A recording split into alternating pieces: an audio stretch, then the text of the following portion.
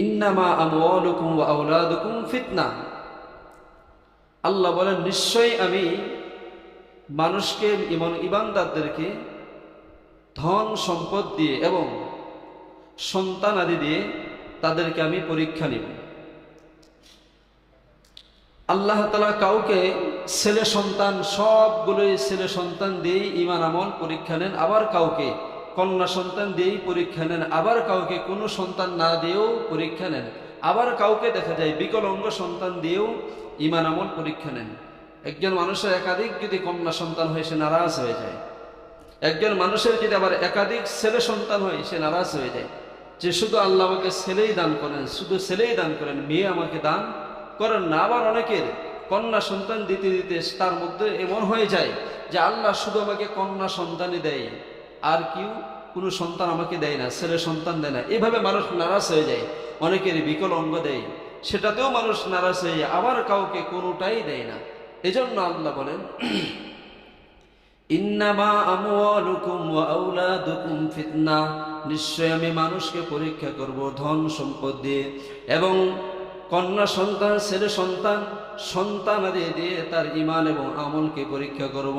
আয়ামে জাহেলিয়াতের যুগের মধ্যে এমনটা অবস্থা ছিল যে কাফির মুশরিক বেঈমানদের, ইহুদিদের, নাসারাদের যদি কন্যা সন্তান জন্মগ্রহণ করত, তারা নারাজ হয়ে যেত। তারা বলতো যে কন্যা সন্তান জন্মগ্রহণ করা মানে আমাদের বংশের মধ্যে একটা চুনকানি লেগে যাওয়া, শরমের ব্যাপার হয়ে যায়। এইরকম জাহেলিয়াত যুগের মধ্যে এমনটা অবস্থা ছিল। কিন্তু বর্তমান সমাজের মধ্যেও দেখা যায় একজন মানুষের যদি একাধিক কন্যা সন্তান হয়, অনেক সময় কিন্তু আপনার আমার মনটা নারাজ হয়ে যায়। অথচ আল্লাহ রসুল বলেন, কারো যদি একটা কন্যা সন্তান হয় এবং সেই কন্যা সন্তানকে যদি কোরআন সুন্নাহ অনুযায়ী তাকে লালন পালন করে, আল্লাহর বিধান অনুযায়ী লালন পালন করে, রাসূলুল্লাহ সাল্লাল্লাহু আলাইহি ওয়াসাল্লাম সুন্নাহকে অনুকরণ করে যদি এটাকে বিবাহ শাদী দেয়, এই জীবন নিয়ে সে যদি ইন্তেকাল করে, তো আল্লাহ তাআলা একটি কন্যা সন্তানের এই বদৌলতে আল্লাহ তাআলা তাকে একটি জান্নাতের মালিক বানাইবে। কিন্তু বর্তমান যুগে আমাদের এটা, যাদের একাধিক কন্যা সন্তান হয়, আমরা নারাজ হয়ে যাই। এটা জাহেলিয়াতি যুগের প্রথা, তারা নারাজ হয়ে গেছেন। আল্লাহ রাসূল সাল্লাল্লাহু আলাইহি সাল্লামের একজন সাহাবী, দাহিয়াতুল কলবি সাহাবীর নাম। এই সাহাবী একদিন মসজিদে নববীর মধ্যে গিয়া বলে, ইয়া রাসূলুল্লাহ, ইয়া হাবিবাল্লাহ, আপনি তো বয়ান করতেছেন, আলোচনা করতেছেন, আপনি তো বলতেছেন, কুল ইয়া ইবাদি আল্লাযীনা আসরাফু আলা আনফুসিহিম লা তাকনাতু মির রাহমাতিল্লাহ, ইন্নাল্লাহা ইয়াগফিরুয যুনুবা জামিআ, ইন্নাহু হুয়াল গফুরুর রহিম। সাহাবী দাহিয়াতুল কলবি বলে, ইয়া রাসূলুল্লাহ, ইয়া হাবিবাল্লাহ, আপনার কাছ থেকে শুনেছি, আপনার কাছ থেকে শুনেছি আপনি কোরআন থেকে তেলাওয়াত করে বলেন, আল্লাহ বলেছেন, হে দুনিয়ার মানুষ সকল, নৈরাশ হয়ে যেও না, নিরাশ হয়ে যেও না, নিজেকে হতাশা বলে থেমে যেও না, কারণ আমার রহমত থেকে নৈরাশ হওয়া যাবে না, আমার দেওয়া পরীক্ষা থেকে নৈরাশ হওয়া যাবে না, ধৈর্য ধারণ হওয়া যাবে না, কারণ যেখান থেকে তোমার ধৈর্য শেষ হয়ে যাবে, সেখান থেকে আমি আল্লাহর কুদরত দেওয়াটা শুরু করে দিব। তোমার ধৈর্য যদি সেইভাবে তুমি অবলম্বন করতে পারো, আল্লাহ তাআলা বলেন, ইন্নামা আমওয়ালুকুম ওয়া আওলাদুকুম ফিতনা, আল্লাহ তাআলা তো ছেলে সন্তান এবং সন্তানাদি দিয়ে আমাদের ঈমান এবং আমলকে পরীক্ষা করবেন। আল্লাহ তো আবার সম্পদ দিয়েও আমাদেরকে পরীক্ষা নেবেন। ওগো নবীজি, আমি এত বড় একজন পাপী গোলাম, আপনার বয়ান শুনে, আলোচনা শুনে, কোরআন থেকে বয়ান শোনার পরে আমি নিজেকে আল্লাহর কাছে বারবার ক্ষমা চাই যে আল্লাহ আমারে ক্ষমা করবেন। সাহাবীকে বলে, ও সাহাবী রে, বলো না কি অন্যায় করেছো, বলো না।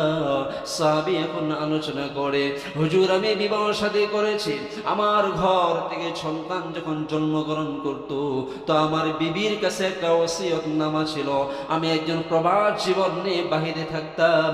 আমার বিবিকে আলোচনা করে বলেছিলাম, বিবি শোনো, আমার ঘর থেকে যদি কন্যা সন্তান জন্মগ্রহণ করে সেটাকে তুমি জিন্দা দাফন করে দিবা, সেটাকে তুমি লালন পালন করবা না।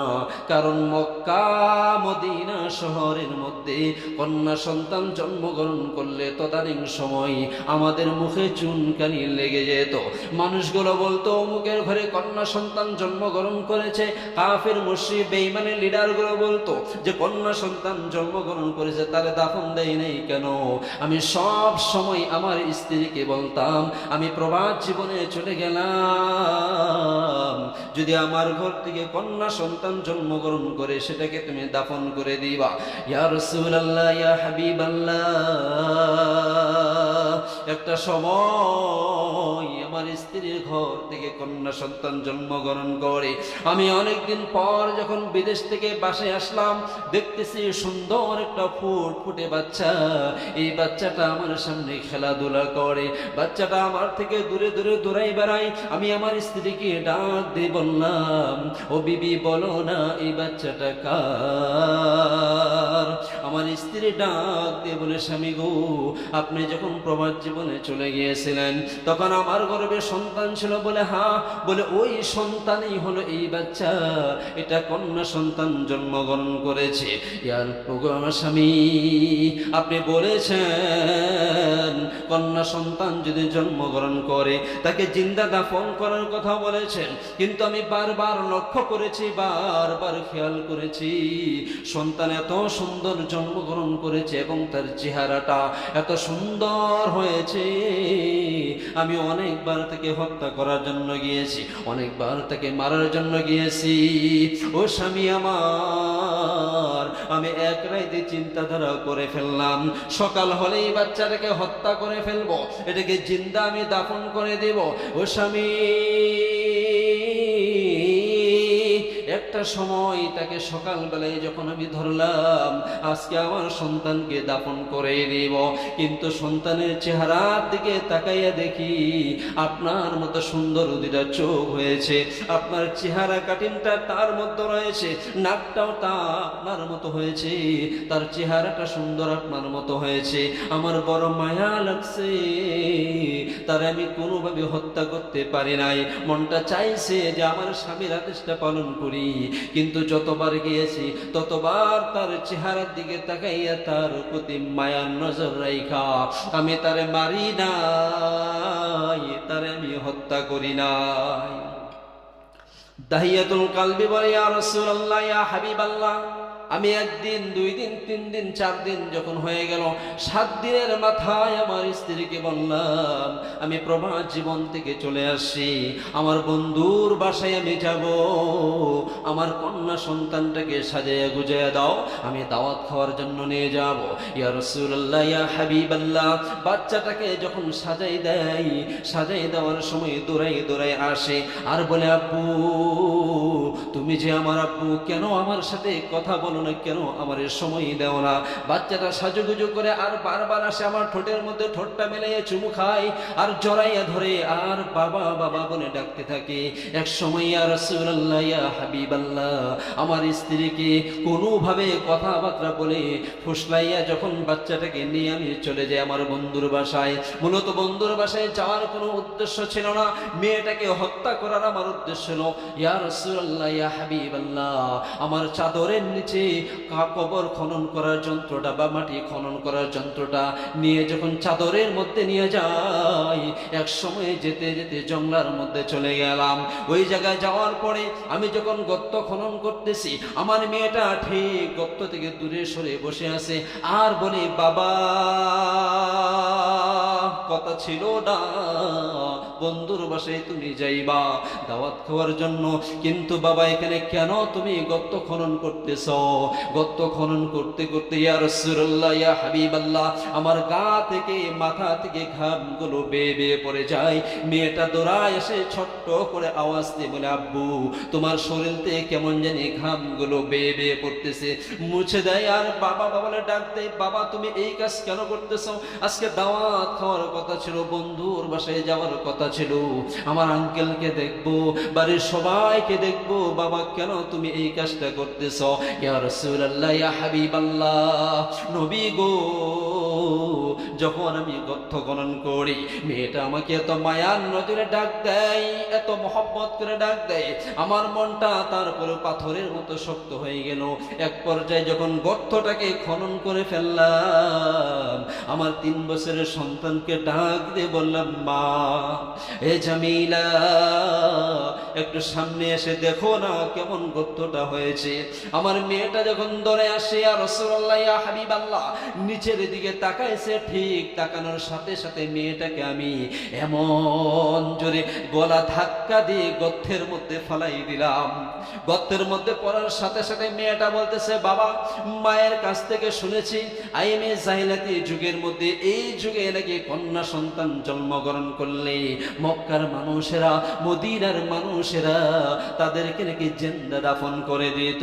ও বাবা আমার মায়ের কথাটা সত্য হয়ে গেল বাবা, আর তোমারে বাবা বলে পরিচয়টা দিব না, আপনাকে বাবা বলে ডাকবো না। ও বাবা আমি আর আপনার সাথে যাব না, আপনি গর্তের ভিতর থেকে আমারে তুলে দেন। ইয়া রাসূলুল্লাহ ইয়া হাবিবাল্লাহ মেয়েটা বাঁচার জন্য এতই যে কাকুতি মিনতি করলো, আমি মেয়েটার কোনো কথাই শুনলাম না। এক পর্যায়ে বড় একটা পাথর নিয়ে যখন তার মাথার মধ্যে নিক্ষেপ করে দিলাম, মেয়েটার মাথায় আঘাত পাওয়ার সাথে সাথে মেয়েটার মাথাটা ফেটে রক্তটা ফিরকি মেরে বের হয়ে গেল। ইয়া রাসূলুল্লাহ ইয়া হাবিবাল্লাহ ঠিক ওই সময় আমার একটা এত করুণ ভাবে ডাক দেয়, বাবা আমি আর আপনারে বাবা বলবো না, পরিচয় দিব না, যতদিন বেঁচে থাকবো মক্কার মানুষের কাছে আপনার পরিচয় কোনোদিন দিব না, আমার মায়ের পরিচয় দিয়ে আমি চলবো। বাবা আপনারে বাঁচাই দেন আমারে। মেয়েটা বাঁচার জন্য এত করুণ কান্নার আওয়াজ দিয়ে আমাকে ডাকছিল। ইয়া রাসূলুল্লাহ ইয়া হাবিবাল্লাহ আমার মনটা এত পাষাণ হয়ে গেল, তারপরে ওই মেয়েটারে ছাড়ি নাই, আরো দূর দূরে 2টা পাথর আমি নিক্ষেপ করে এক পর্যায়ে মেয়েটা গর্তের ভিতরে থাইকা একটা কোণার মধ্যে গিয়ে জড়সড় হয়ে বলে, আব্বু আমারে ছাইরা দাও, আর কোনোদিন তোমার পরিচয় দিব না, তোমাকে বাবা বলেও ডাকবো না। ইয়া রাসূলুল্লাহ ইয়া হাবিবাল্লাহ আমি তারপরও চুপ হই নাই। মেয়েটাকে আমি এক এক করে যখন পাথর নিক্ষেপ করতে করতে এক পর্যায়ে তাকে আমি জিন্দা দাফন করে দিলাম। ইয়া রাসূলুল্লাহ ইয়া হাবিবাল্লাহ এত বড় জঘন্য কাজ করেছি। 3 বছরের কন্যা সন্তানটা যার বাসায় আছে সে বুঝে সন্তানের মায়া কেমন। নিজের মেয়েটা যখন বাবা বলে ডাক দেয়, খোদার কসম করে বলি পুরো পৃথিবী যদি একদিকে হয়ে যায়, যতই আপনার মধ্যে ক্লান্ত আসুক না কেন, যতই প্রেশানে জীবন নিয়ে থাকেন না কেন, 3 বছরের বাচ্চা যখন বাবা বলে ডাকটা দেয়, সব কিছু ভুলে গিয়ে মেয়ের কণ্ঠটা শুনি মনটা নরম হয়ে যায়। না জানি আমার মেয়েটা আমার কাছে কি চাই, দেওয়ার জন্য আমি বাবা হয়ে পাগল করা হয়ে যাই। ইয়া রাসূলুল্লাহ ইয়া হাবিবাল্লাহ এত পাষাণ দিন নিয়ে আমার 3 বছরের কন্যাটাকে জিন্দা আমি দাফন করেছি। আল্লাহ কি আমারে মাফ করবে, আল্লাহ কি আমারে ক্ষমা করবে? এত বড় পাপিষ্ট কাজ করার পরে কিভাবে আমার আল্লাহ আমারে ক্ষমা করবে? সাহাবীর কথা শুনি আল্লাহর রাসূল আবু বকর সিদ্দিকের হাতে হাতটা রেখে বলে, আবু বকর শোনো, মানুষকে এতটা নিষ্ঠুর হয়, এতটা কি পাষাণ দিলওয়ালা মানুষ হয়? কিভাবে তার মধ্যে রহম হয়েছে, কিভাবে তার মাঝে নিষ্ঠুরতা ধরে রেখেছে, তার মাঝে কি একটুকু মায়া মহব্বত হয় নাই? আবু বকর ফুপাই ফুপাই কান্না করে, আল্লাহ রাসূল কান্না করে। আবু বকর সিদ্দিক রাদিয়াল্লাহু তাআলা আনহু বলেন, ইয়া রাসূলুল্লাহ ইয়া হাবিবাল্লাহ এই রকম পাপ তো আমাদের কতই সাহাবীরা করে ফেলেছে, একটু বলেন না ইয়া রাসূল রাসূলুল্লাহ আমাদেরকে ক্ষমা করবে। আল্লাহর রাসূল সাল্লাল্লাহু আলাইহি সাল্লাম বলেন, শোনো, আল্লাহ সব দরজাগুলো যদি বন্ধ করে দেয়, তাওবার দরজাটা আল্লাহ খোলা রেখে দিয়েছে। যত অন্যায় করেছো না কেন, যত পাপ করেছো না কেন, ও যুবক ভাই, আপনি কত অন্যায় করেছেন, কত গুনার কাজ করেছেন, আল্লাহর একটি দরজা রয়েছে, ইয়া আইয়ুহাল্লাযীনা আমানুত্তাকুল্লাহ তাওবাতান নাসুহা। আল্লাহ বলে তাওবার দরজাটা খুলে রেখেছি। আল্লাহ ভালো করে জানেন আমার বান্দা প্রচুর পরিমাণে অন্যায় করবে, গুনাহ করবে, কিন্তু এক সময় তারা যখন বুঝ হয়ে যাবে, আমার কাছে খাস দিলে যখন তাওবা করবে, চোখের পানিগুলো ছেড়ে যখন বলবে, আল্লাহ আমি তো জানা করেছি, আমারে ক্ষমা করে দাও, আমি তো চুরি করেছি, আমাকে ক্ষমা করে দাও, আমি তো অনেক বড় বড় পাপের কাজগুলো করেছি, ক্ষমা করে দাও।